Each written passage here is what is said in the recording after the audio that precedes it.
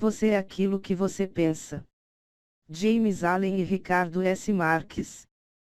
Prefácio. Este pequeno volume, resultado de meditação e experiência, não tem a intenção de ser um tratado exaustivo sobre o tão falado poder do pensamento.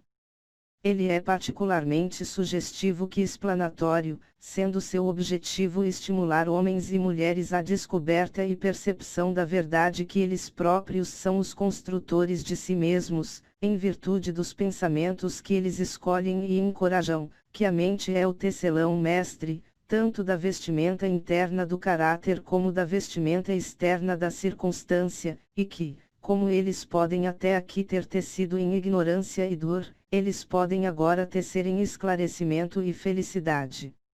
James Allen. Capítulo 1. Pensamento e caráter. O aforisma, como um homem pensa em seu coração assim ele é, não somente abrange todo o ser de um homem, mas é tão compreensivo ao ponto de atingir cada condição e circunstância de sua vida. Um homem é literalmente aquilo que ele pensa, sendo seu caráter a soma completa de todos os seus pensamentos. Assim como a planta brota, e não poderia existir sem a semente, da mesma forma cada ato de um homem brota das sementes ocultas do pensamento, e não poderia ter aparecido sem elas. Isso se aplica igualmente àqueles atos chamados espontâneos e não premeditados, assim como àqueles que são deliberadamente executados. O ato é o florescer do pensamento, e alegria e sofrimento são seus frutos, deste modo um homem colhe o fruto doce ou amargo de sua própria seara. Pensamento na mente que nos molda. O que nós somos. Através do pensamento forjamos e construímos. Se a mente de um homem tem pensamentos maus, dor virá sobre ele assim como vem a carroça atrás dos bois. Se persevera em pureza de pensamento, a alegria o segue como sua própria sombra, com certeza. O homem é um resultado da lei, e não uma criação por artifício, e causa e efeito são tão absolutos e indesviáveis no reino oculto do pensamento quanto no mundo das coisas visíveis e materiais. Um caráter nobre e celestial não é uma coisa de favor ou sorte, mas é o resultado natural do esforço contínuo em pensar retamente, o efeito de uma profunda associação com pensamentos celestiais. Um caráter ignóbil e bestial, pelo mesmo processo, é o resultado de um contínuo acolhimento de pensamentos vis. O homem é feito ou desfeito por si mesmo, no arsenal do pensamento ele forja as armas com as quais destrói a si próprio. Ele também cria as ferramentas com as quais constrói para si mansões celestes de alegria, força e paz. Através da escolha certa e aplicação correta do pensamento, o homem ascende à divina perfeição; através do abuso e aplicação incorreta do pensamento, ele desce abaixo do nível da besta. Entre esses dois extremos estão todos os tipos de caráter, e o homem é seu criador e mestre. De todas as belas verdades pertencentes à alma que foram restauradas e trazidas à luz nesta época, nenhuma é mais alegre ou proveitosa em divina promessa e confiança do que essa, que o homem é o mestre do pensamento, o modelador do caráter, construtor e forjador da condição, ambiente e destino. Como um ser de poder, inteligência e amor, e o senhor de seus próprios pensamentos, o homem possui a chave para cada situação, e carrega dentro de si o poder transformativo e regenerativo pelo qual ele faz de si próprio o que ele deseja. O homem é sempre o mestre, mesmo em seu estado mais fraco e abandonado, mas em sua fraqueza e degradação ele é o mestre tolo que desgoverna sua própria casa.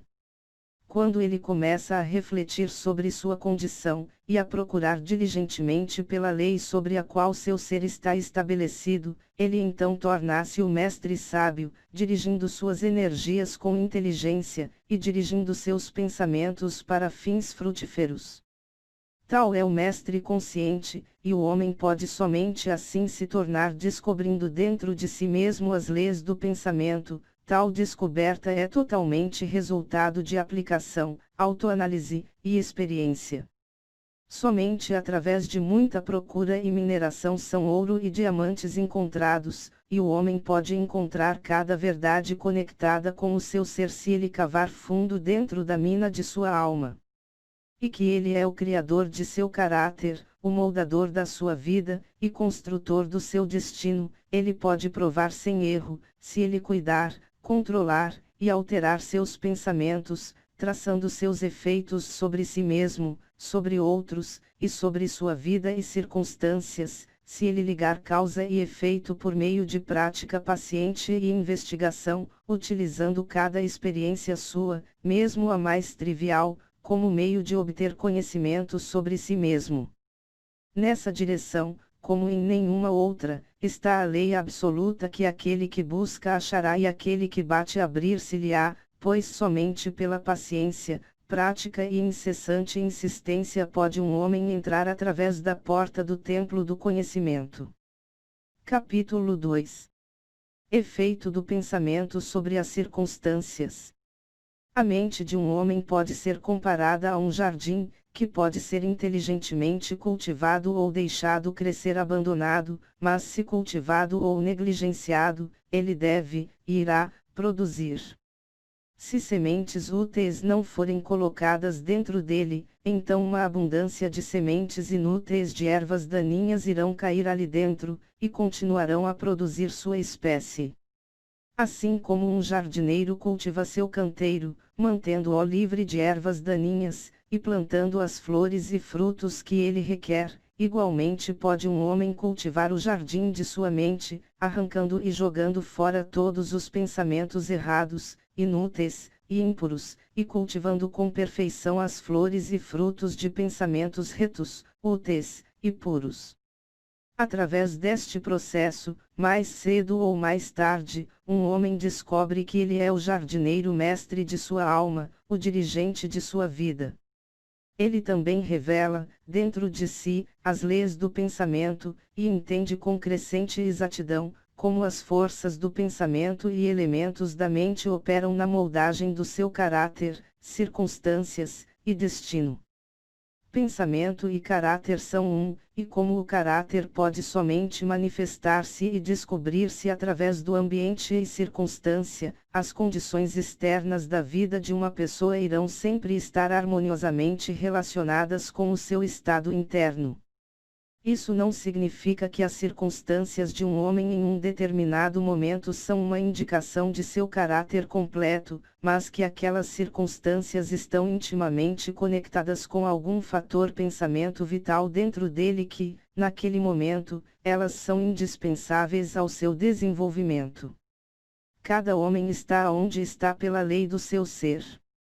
Os pensamentos que ele tem construído dentro de seu caráter o trouxeram até ali, e na organização de sua vida não existe nenhum elemento de sorte, mas tudo é o resultado de uma lei que não pode errar. Isso é tão verdade em relação àqueles que se sentem em desarmonia com o seu meio, como aos que estão contentes com ele. Como um ser progressivo e em evolução, o homem está onde ele está para que ele possa aprender que ele pode crescer, e ao aprender a lição espiritual que cada circunstância contém para ele, ela vai embora e dá lugar a outras circunstâncias.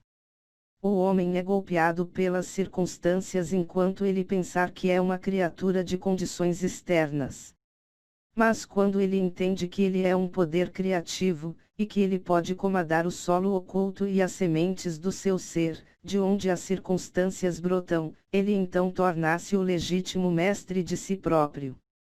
Que circunstâncias nascem do pensamento? Cada homem que tenha por algum período de tempo praticado autocontrole e autopurificação sabe, pois ele terá notado que a alteração em suas circunstâncias foi em exata proporção com a sua condição mental alterada. Isso é tão verdade que quando um homem sinceramente trabalha para remediar os defeitos em seu caráter, e faz progresso imediato e marcante, ele passa rapidamente por uma sucessão de vicissitudes. A alma atrai aquilo que ela secretamente abriga, aquilo que ela ama, e também aquilo que ela teme. Ela atinge o cume de suas mais caras aspirações, ela cai ao nível de seus desejos impuros, e as circunstâncias são os meios pelo qual a alma recebe o que lhe é devido. Cada semente de pensamento semeada ou deixada cair dentro da mente, criando raiz lá, produz sua espécie, florescendo mais cedo ou mais tarde em ação, e trazendo seu próprio fruto de oportunidade e circunstância. Bons pensamentos trazem bons frutos, maus pensamentos maus frutos. O mundo externo da circunstância molda-se ao mundo interno do pensamento, e condições externas agradáveis e desagradáveis são fatores que determinam o bem-estar final do indivíduo.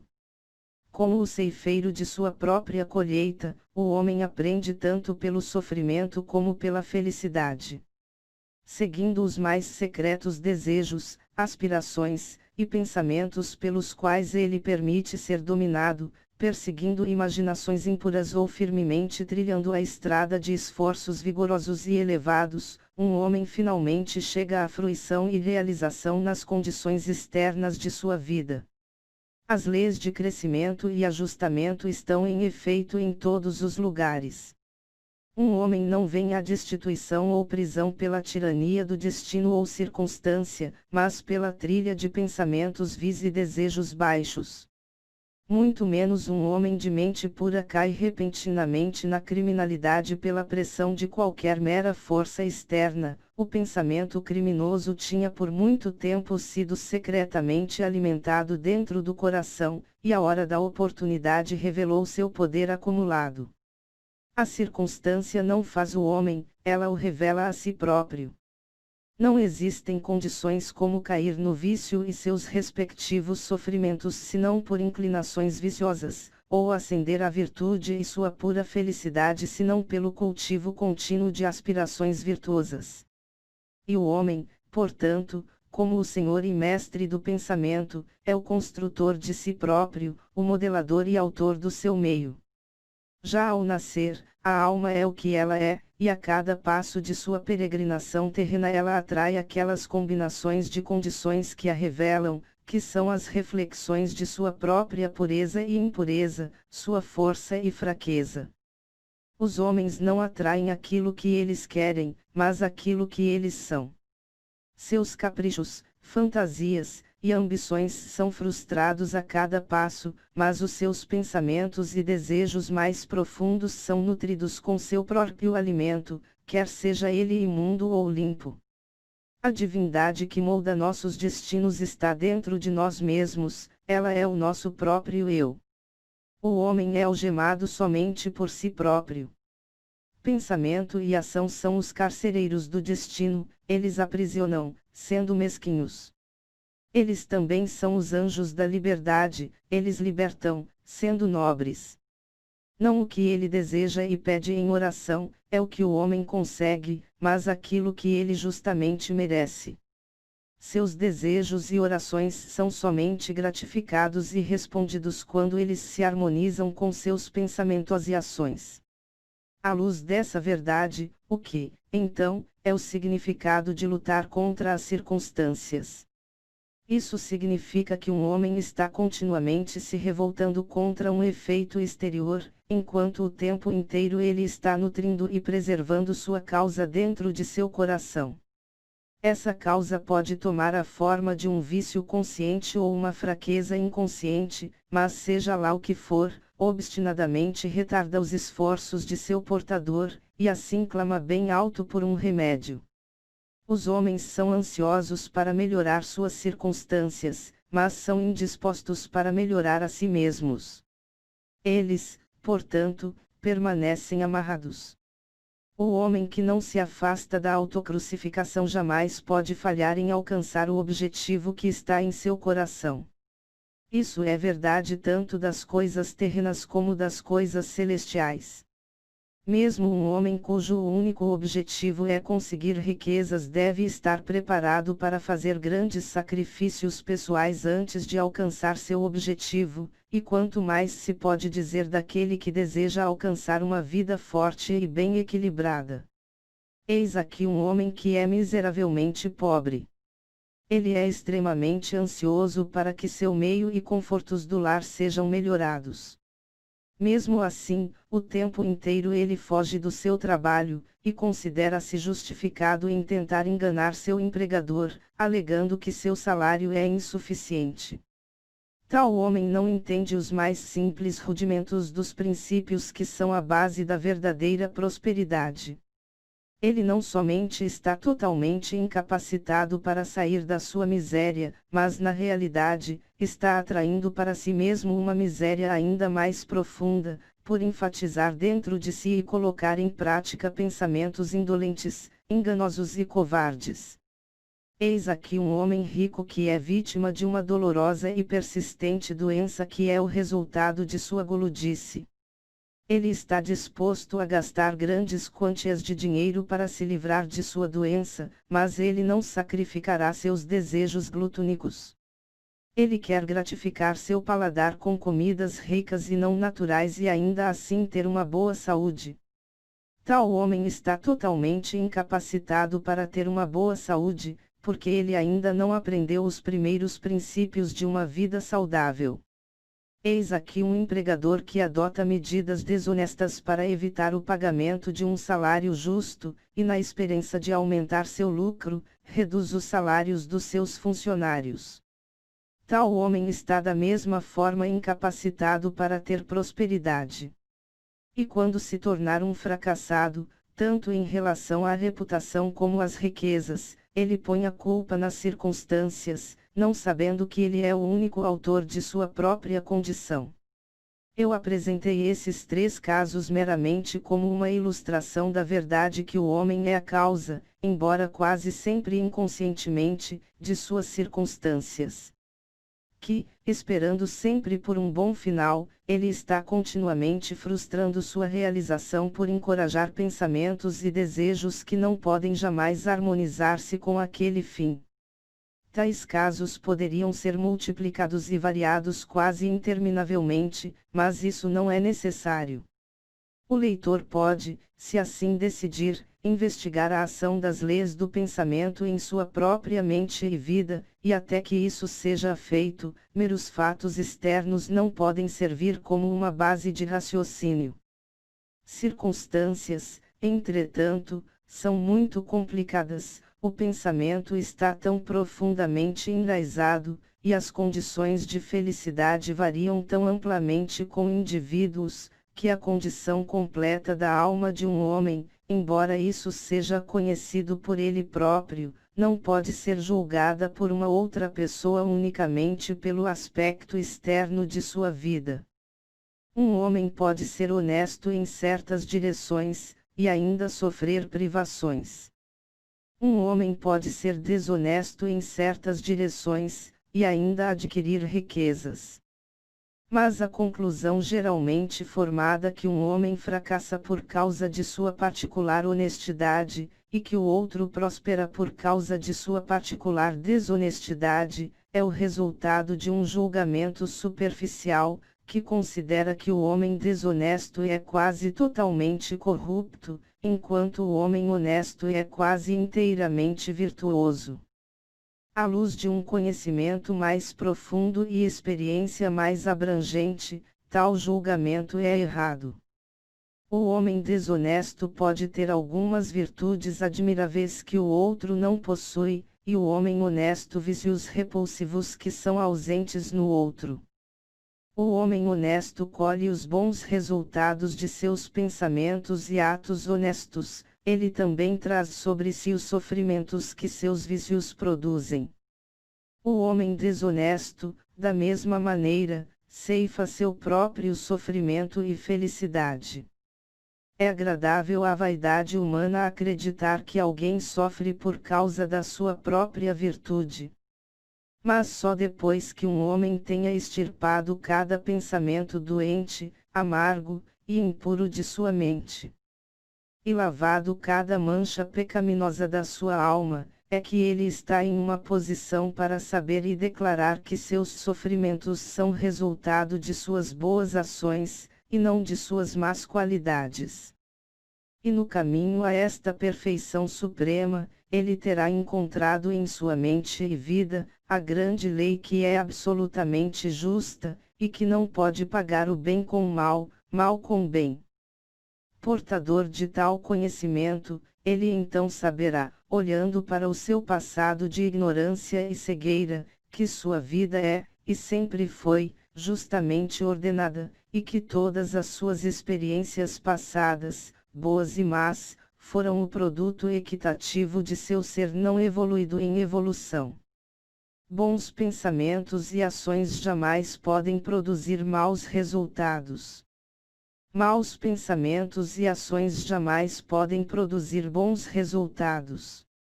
Isso é simplesmente como dizer que nada pode vir do milho a não ser milho, das urtigas somente urtigas. Os homens entendem essa lei no mundo natural, e trabalham com ela. Mas poucos a entendem no mundo mental e moral, embora sua operação lá seja igualmente simples e inevitável, e eles, portanto, não cooperam com ela. Sofrimento é sempre o efeito do pensamento errado em alguma direção. É uma indicação de que o indivíduo está em desarmonia consigo mesmo, com a lei do seu ser. O único e supremo propósito do sofrimento é para purificar, para queimar tudo o que é inútil e impuro. Sofrimento cessa para aquele que é puro. Não existe nenhum objetivo em queimar o ouro depois que as impurezas já foram removidas, e um ser perfeitamente puro e esclarecido não poderia sofrer. As circunstâncias que um homem encontra com o sofrimento são o resultado de sua própria desarmonia mental. As circunstâncias que um homem encontra com a bem-aventurança, não possessões materiais, são o resultado de pensar retamente. Infelicidade, não a falta de possessões materiais, é o resultado do pensamento errado. Um homem pode ser amaldiçoado e rico, ele pode ser abençoado e pobre. Bênçãos e riquezas são somente unidas quando as riquezas são corretas e sabiamente usadas. E o homem pobre somente cai em infelicidade quando ele considera seu fardo como um fardo injustamente imposto. Indigência e indulgência são os dois extremos da miséria. Ambas são não naturais e o resultado de desordem mental.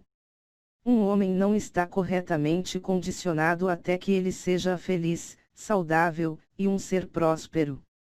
E felicidade, saúde, e prosperidade são o resultado de um ajustamento harmonioso do interior com o exterior, do homem com o seu meio.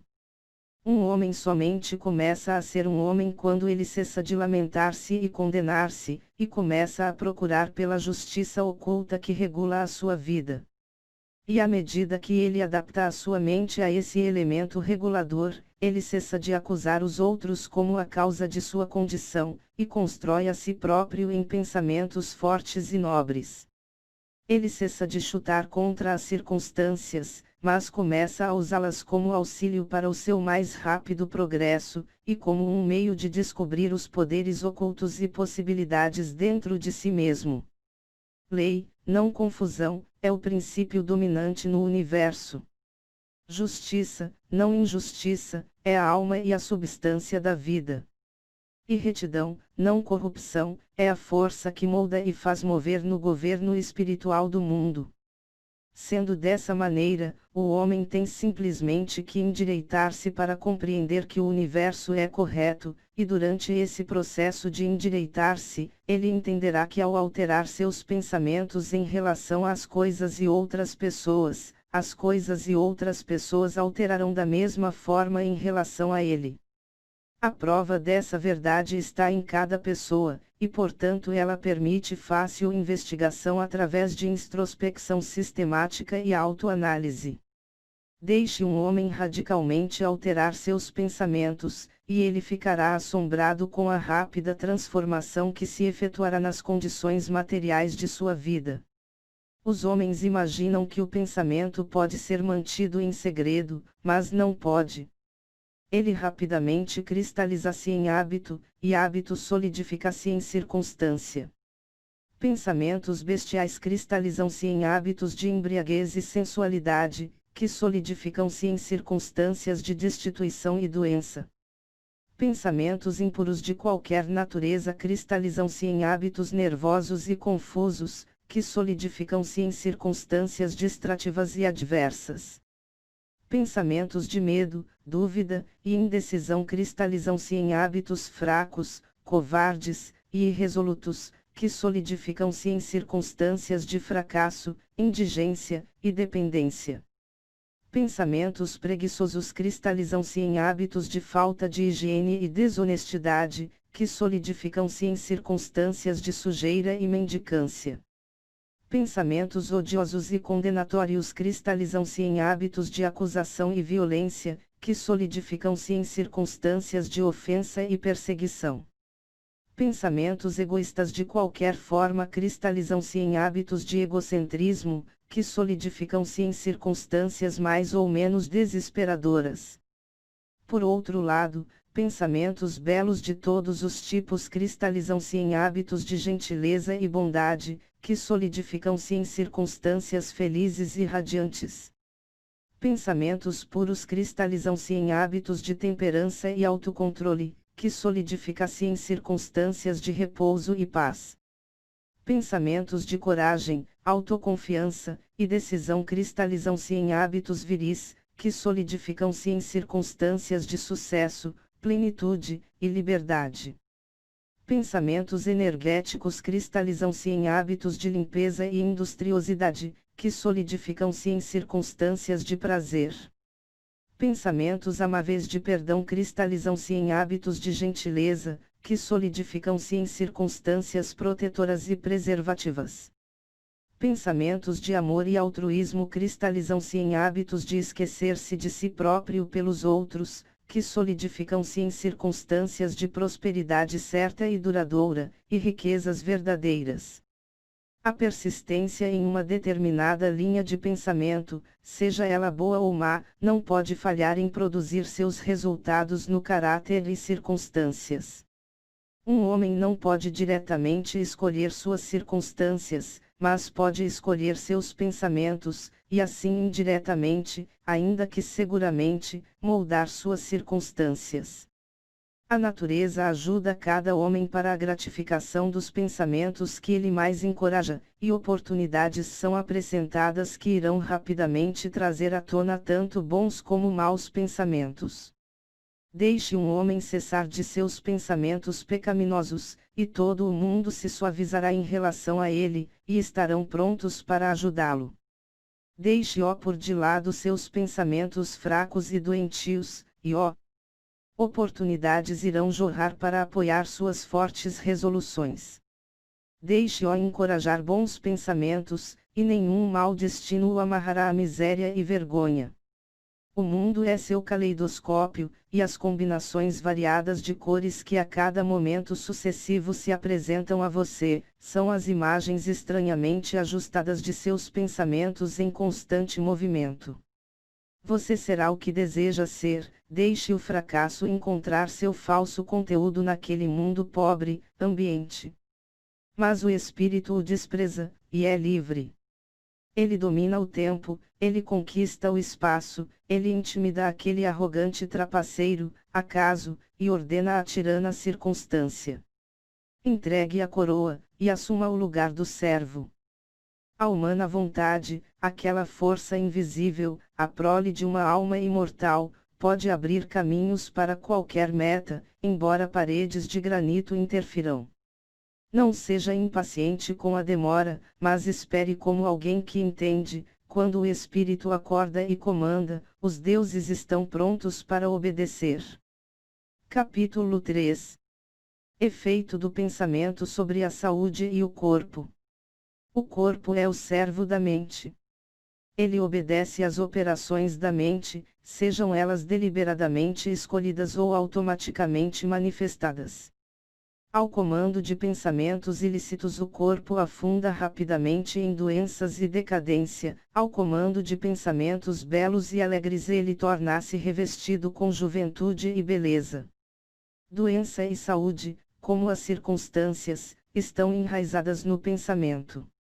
Pensamentos doentios irão expressar-se através de um corpo doente.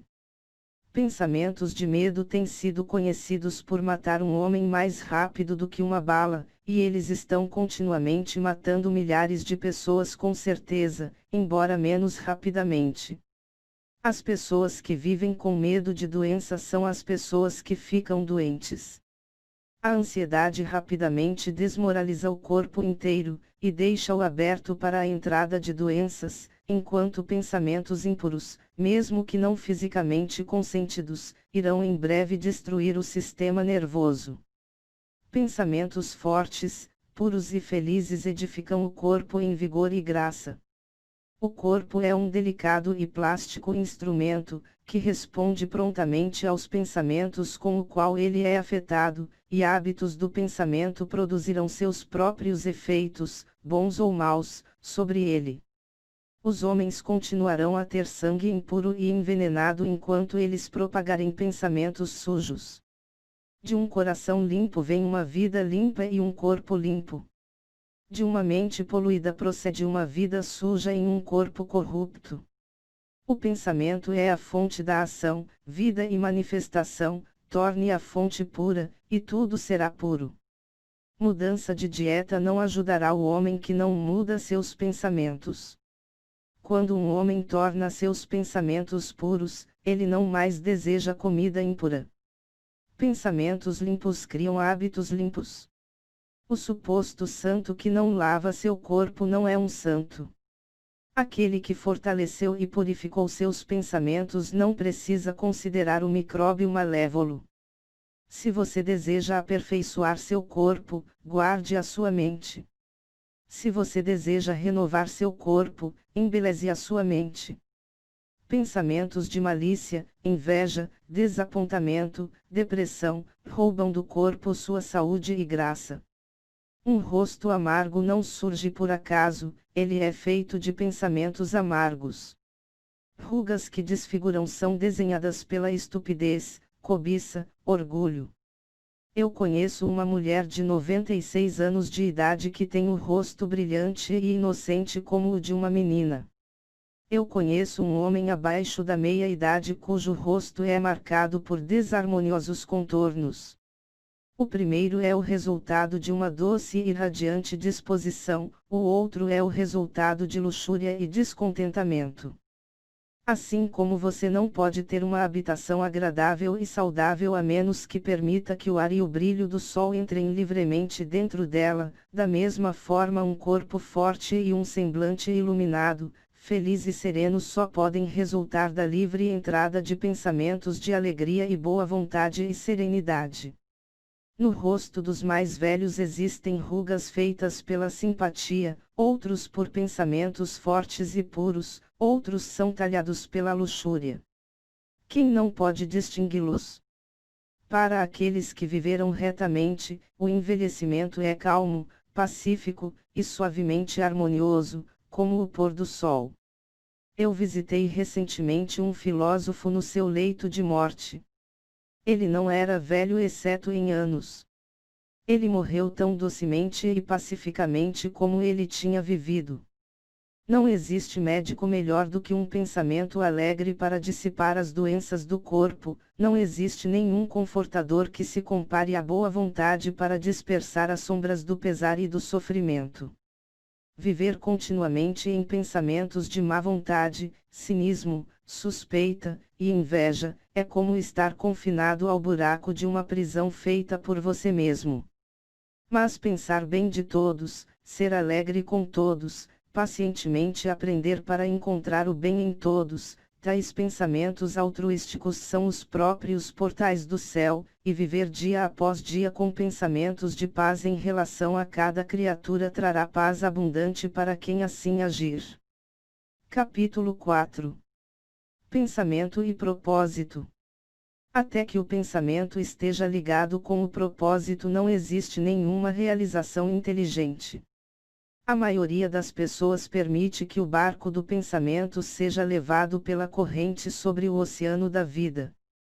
A falta de propósito é um vício, e tal deriva não deve continuar para aquele que deseja estar longe da catástrofe e destruição. Aqueles que não têm nenhum propósito central em suas vidas tornam-se presas fáceis de preocupações, temores, aborrecimentos e autopiedade. Todos eles são indicações de fraqueza, que levam, tão seguramente como pecados deliberadamente planejados, embora por uma rota diferente, ao fracasso, tristeza e perda, porque a fraqueza não pode persistir em um universo de poder constante. Um homem deve conceber de um propósito legítimo em seu coração, e se dispor a alcançá-lo. Ele deve fazer desse propósito o ponto central de seus pensamentos. Poderá ter a forma de um ideal espiritual, ou poderá ser um objeto material, isso de acordo com a sua natureza e o presente momento. Mas seja lá o que for, ele deve focalizar firmemente suas forças do pensamento sobre o objetivo que ele colocou diante dele. Ele deve fazer desse propósito seu dever supremo, e deve devotar-se à sua realização, não permitindo que seus pensamentos vaguem em meio a fantasias efêmeras, anseios e imaginações. Essa é a estrada imperial que leva ao autocontrole e verdadeira concentração de pensamento. Mesmo se ele falhar repetidas vezes em atingir seu propósito, o que ele necessariamente irá até que a fraqueza seja sobrepujada, a força de caráter adquirida será a medida de seu verdadeiro sucesso, e isso formará um novo ponto de partida para futuro poder e triunfo. Aqueles que não estão preparados para a apreensão de um grande propósito, devem fixar seus pensamentos sobre a execução perfeita do seu dever, não importando quão insignificante sua tarefa possa parecer. Somente dessa maneira os pensamentos podem ser reunidos e focalizados, e resolução e energia desenvolvidos, o que sendo feito, não existe nada que não possa ser realizado. A alma mais fraca, conhecendo sua própria fraqueza, e acreditando nessa verdade, que força pode somente ser desenvolvida através de esforço e prática, irá de uma vez começar a exercitar-se, e adicionando esforço a esforço, paciência a paciência, e força a força, jamais cessará de se desenvolver, e irá finalmente crescer divinamente forte. Assim como o homem fraco fisicamente pode tornar-se forte através de treinamento diligente e paciente, da mesma forma o homem de pensamentos fracos pode torná-los fortes através de exercitar-se em pensar retamente. Eliminar a falta de propósito e fraqueza, e começar a pensar com propósito, significa entrar para o ranking daqueles fortes que somente reconhecem o fracasso como um dos caminhos para a realização, que tornam todas as condições como seus servos, e que pensam vigorosamente, empreendem destemidamente, e alcançam com mestria. Tendo concebido do seu propósito, um homem deve mentalmente traçar um caminho reto para a sua realização, não olhando para a direita nem para a esquerda. Dúvidas e temores devem ser rigorosamente excluídos, eles são os elementos desintegradores que destroem a linha reta do esforço, tornando-a torta, ineficaz, inútil. Pensamentos de dúvida e temor nunca realizam nada, e jamais podem. Eles sempre levam ao fracasso. Propósito, energia, poder para fazer, e todos os pensamentos vigorosos cessam quando a dúvida e o temor tomam conta. A vontade de fazer brota do conhecimento de que podemos fazer. Dúvida e temor são os grandes inimigos do conhecimento, e quem os encoraja, que não os mata, frustra-se a cada passo. Aquele que conquistou a dúvida e o temor venceu o fracasso. Cada pensamento seu está aliado com poder, e todas as dificuldades são bravamente enfrentadas e sabiamente sobrepujadas. Seus propósitos são plantados na hora certa, e eles florescem e dão fruto que não cai prematuramente no solo. Pensamento aliado destemidamente com propósito torna-se força criativa. Quem sabe isso está pronto para tornar-se algo muito mais alto e mais forte do que apenas um mero punhado de pensamentos oscilantes e sensações flutuantes. Quem faz isso torna-se o controlador consciente e inteligente de seus poderes mentais. Capítulo 5. O fator pensamento na realização. Tudo o que um homem alcança e tudo o que um homem deixa de alcançar é o resultado direto de seus próprios pensamentos. Em um universo perfeitamente ordenado, onde perda de equilíbrio significaria total destruição, responsabilidade individual deve ser absoluta. As fraquezas e virtudes de um homem, pureza e impureza, são dele mesmo, e não de outrem. Elas foram causadas por ele mesmo, e não por um outro, e elas podem ser alteradas somente por si próprio, nunca por um outro. Sua condição e também sua, e não de um outro homem. Seu sofrimento e sua felicidade vêm de dentro. Assim como ele pensa, assim ele é, ao continuar a pensar, assim ele permanece. Um homem forte não pode ajudar um mais fraco a menos que o mais fraco esteja disposto a ser ajudado, e ainda assim o homem fraco deve tornar-se forte por si próprio. Ele deve, através de seus próprios esforços, desenvolver a força que ele admira no outro. Ninguém a não ser ele próprio pode alterar sua condição. Tem sido comum para os homens pensarem e dizerem: muitos homens são escravos porque um é o opressor, vamos odiar o opressor. Agora, entretanto, existe entre alguns poucos, mas que estão aumentando, a tendência de reverter esse julgamento, e dizer: um homem é o opressor porque muitos são escravos, vamos desprezar os escravos. A verdade é que opressor e escravo são cooperadores em ignorância, e enquanto parece que se afligem um ao outro, estão em realidade afligindo-se a si próprios. Um perfeito conhecimento entende a ação da lei na fraqueza do oprimido e o poder mal aplicado do opressor. Um perfeito amor, vendo o sofrimento que ambos estados estão envolvidos, não condena nenhum dos dois. Uma perfeita compaixão envolve tanto o opressor como o oprimido. Aquele que venceu a fraqueza, e pôs de lado todos os pensamentos egoístas, não é opressor nem oprimido. Ele é livre. Um homem pode somente crescer, conquistar, e ter sucesso elevando seus pensamentos.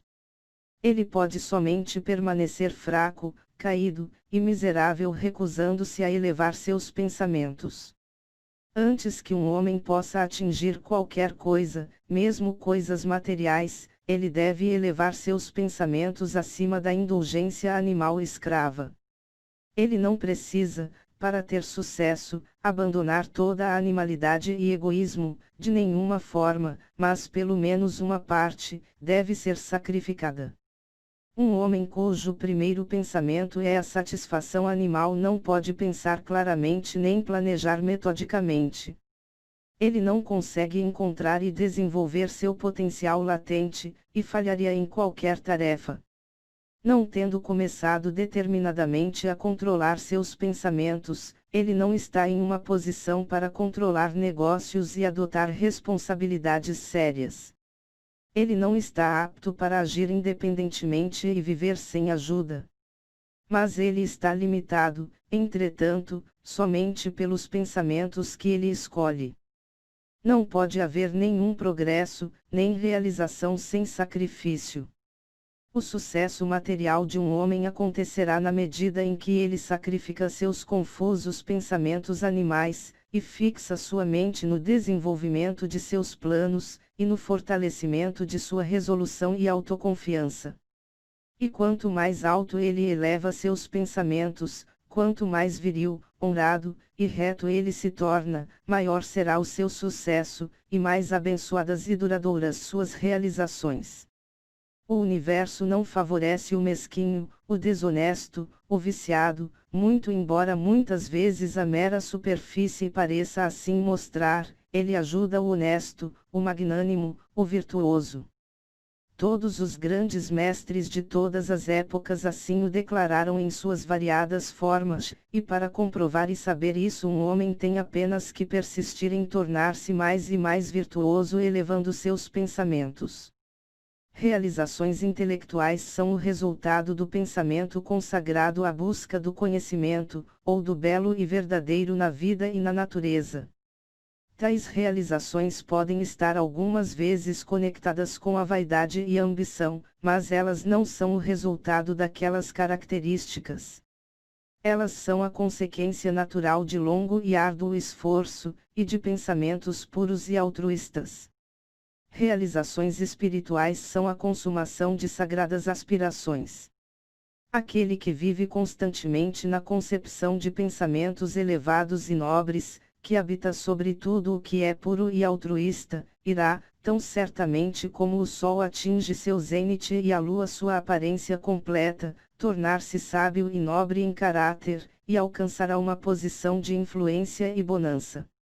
Realização, de qualquer tipo, é a coroa do esforço, o diadema do pensamento. Com a ajuda de autocontrole, resolução, pureza, retidão e pensamento bem dirigido um homem eleva-se. Com a ajuda de animalidade, indolência, impureza, corrupção, e confusão de pensamento um homem afunda. Um homem pode subir ao mais alto nível de sucesso no mundo, e mesmo às mais altas altitudes no reino espiritual, e novamente afundar em fraqueza e miséria por permitir que pensamentos arrogantes, egoístas, e corruptos se apoderem dele. Vitórias obtidas pelo pensamento reto podem somente ser mantidas por cuidadosa vigilância. Muitos se acomodam quando o sucesso está garantido, e rapidamente caem de volta no fracasso. Todas as realizações, seja nos negócios, no âmbito intelectual ou espiritual, são o resultado de pensamentos precisamente direcionados, são governados pela mesma lei e são do mesmo método. A única diferença está no objeto de realização.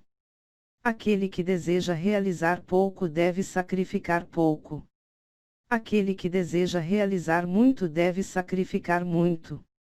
Aquele que deseja atingir altamente deve sacrificar grandemente. Capítulo 6. Visões e ideais. Os sonhadores são os salvadores do mundo. Assim como o mundo visível é sustentado pelo invisível, da mesma forma os homens, em meio a provações, pecados e tendências mesquinhas, são nutridos pelas belas visões de seus sonhadores solitários. A humanidade não pode esquecer seus sonhadores. Ela não pode deixar os ideais deles desaparecerem e morrerem. Ela vive neles. Ela conhece-os nas realidades que ela um dia verá e conhecerá. Compositor, escultor, pintor, poeta, profeta, sábio, estes são os criadores do infinito, os arquitetos do céu. O mundo é belo porque eles vivem, sem eles, a humanidade laboriosa pereceria. Aquele que cultiva uma bela visão, um ideal mais elevado em seu coração, irá um dia realizá-lo. Colombo alimentou a visão de um outro mundo, e ele o descobriu. Copérnico encorajou a visão de uma multiplicidade de mundos e um universo muito mais amplo, e ele o revelou. Buda contemplou a visão de um mundo espiritual de pura beleza e perfeita paz, e ele entrou nele. Alimente suas visões. Alimente seus ideais. Cultive a música que move o seu coração, a beleza que se forma em sua mente, a amabilidade que reveste seus pensamentos mais puros, porque deles surgirão todas as situações agradáveis, todas as circunstâncias celestiais, destes, se você apenas permanecer fiel a eles, seu mundo será por fim construído. Desejar é obter, aspirar é alcançar.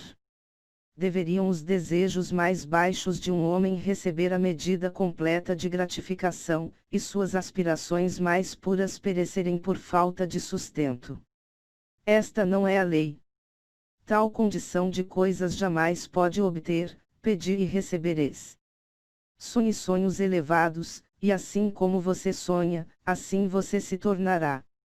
Sua visão é a promessa daquilo que um dia você será. Seu ideal é a profecia daquilo que você por fim irá revelar. A maior de todas as realizações foi no princípio e por algum tempo um sonho. O carvalho dorme em sua semente, o pássaro espera dentro do ovo, e na visão mais alta da alma um anjo move-se em seu despertar. Os sonhos são os brotos das realidades. Suas circunstâncias podem ser incompatíveis, mas elas não permanecerão assim por muito tempo se você simplesmente descobrir um ideal e lutar por alcançá-lo. Você não pode viajar por dentro e permanecer parado por fora. Eis aqui um jovem duramente oprimido pela pobreza e trabalho, confinado a longas horas em uma oficina insalubre, sem educação, e carecendo de todas as artes de refinamento. Mas ele sonha de coisas melhores. Ele pensa de inteligência, de refinamento, de graça e beleza. Ele concebe, e mentalmente constrói, uma condição ideal de vida. A visão de uma liberdade mais ampla e um escopo mais largo tomam posse dele, inquietação o impulsiona para a ação, e ele utiliza todo o seu tempo livre e recursos, embora pequenos eles sejam, ao desenvolvimento de seu potencial e poderes latentes. Muito em breve, tão alterada sua mente se tornou, que a oficina não pode mais segurá-lo. Ela se tornou tão fora de harmonia com sua mentalidade que ela sai da sua vida como uma roupa que é jogada no canto, e com o crescimento das oportunidades que se ajustam ao escopo de seus poderes em expansão, ele a abandona para sempre. Anos mais tarde nós vemos esse jovem como um homem maduro. Nós o encontramos um mestre de certas forças da mente que ele exerce com influência e poder inigualáveis. Em suas mãos ele segura as cordas de gigantescas responsabilidades. Ele fala, e vidas são mudadas. Homens e mulheres se apegam às suas palavras e pensamentos e remodelam seu caráter, e como o sol, ele torna-se o centro fixo e luminoso onde destinos inumeráveis circundam. Ele realizou a visão da sua juventude. Ele tornou-se um com o seu ideal. E você, também, jovem leitor, realizará a visão, não o desejo ocioso, do seu coração, seja ela baixa ou bela, ou uma mistura das duas, pois você sempre gravitará na direção daquilo que você secretamente mais ama. Em suas mãos serão colocados os resultados exatos dos seus próprios pensamentos, você receberá aquilo que você merece, nem mais, nem menos. Seja qual for seu atual ambiente, você cairá, permanecerá, ou se elevará com seus pensamentos, sua visão, seu ideal.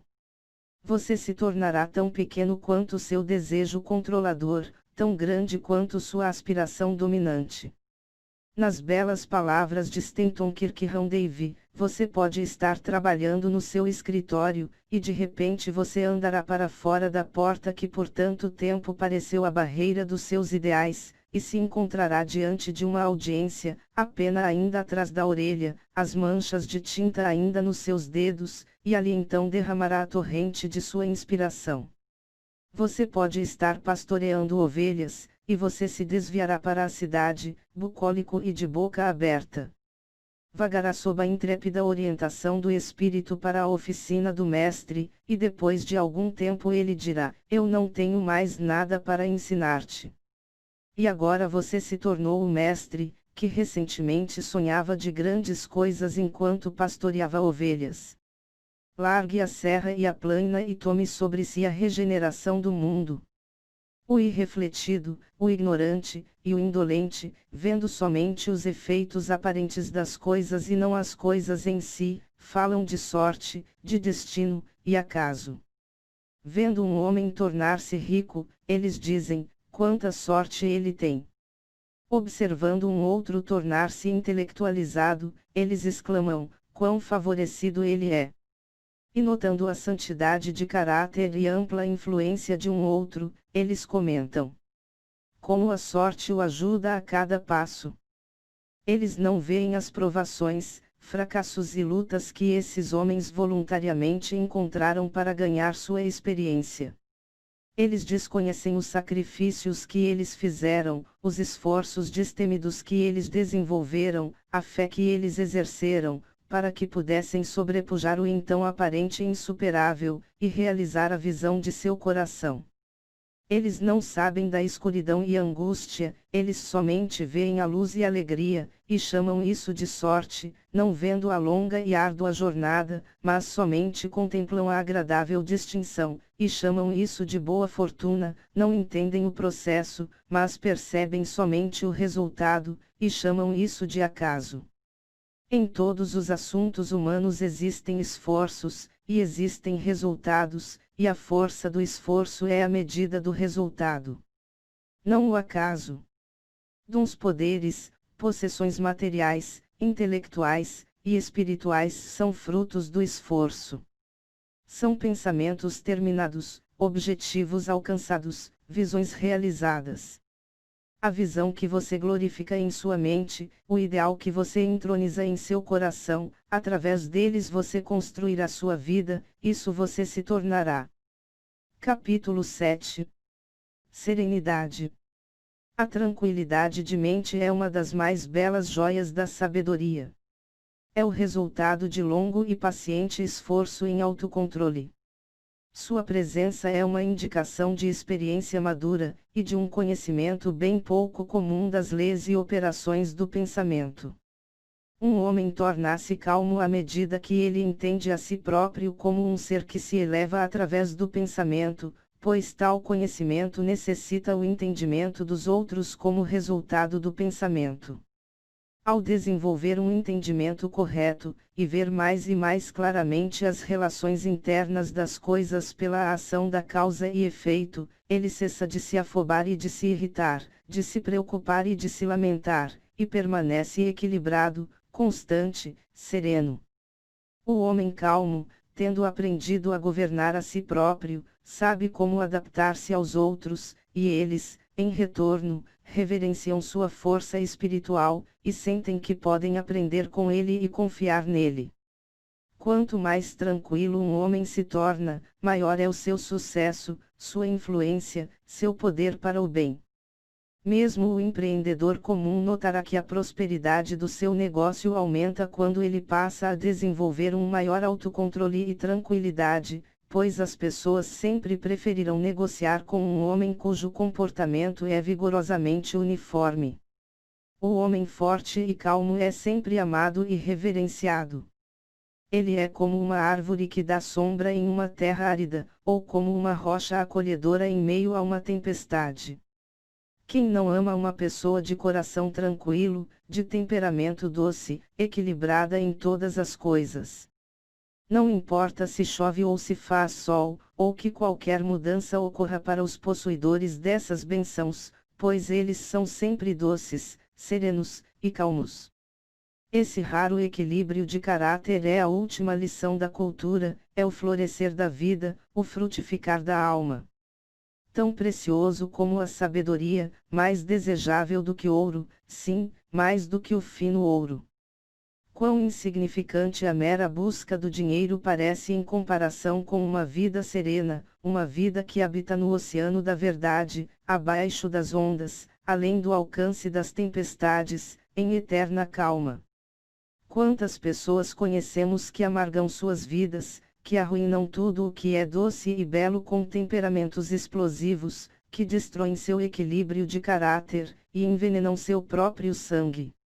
É uma questão se a grande maioria das pessoas não arruinam suas vidas e estragam sua felicidade pela falta de autocontrole. Quão poucas pessoas nós encontramos na vida que são bem balanceadas, que têm aquele raro equilíbrio que é característico do caráter refinado. Sim, a humanidade surge com incontrolável paixão, está tumultuada com desgovernada tristeza, e jogada de um canto para o outro pela ansiedade e dúvida. Somente o homem sábio, somente aquele cujos pensamentos são controlados e purificados, faz com que os ventos e tempestades da alma o obedeçam.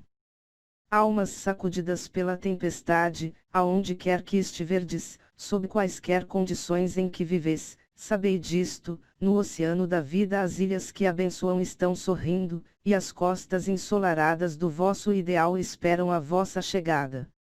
Mantei vossa mão firmemente sobre o lemo do pensamento. No barco da vossa alma repousa o comandante-mestre, ele apenas dorme. Acordai, o autocontrole é força, pensamento reto é domínio, calma é poder. Dizei a vossos corações: paz, aquietai-vos. Fim.